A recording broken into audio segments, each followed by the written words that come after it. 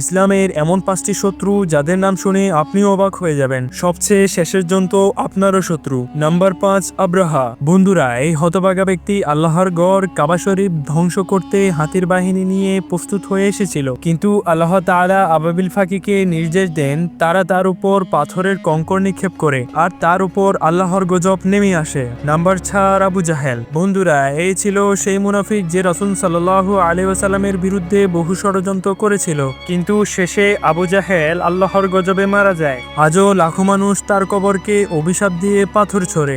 Number 3, ফেরাউন। বন্ধুরা, সে এমন এক অত্যাচারী ছিল যে নিজেকে খোদা দাবি করেছিল, কিন্তু আজ তার পরিণতি সবার সামনে। নাম্বার 2, দাজ্জাল।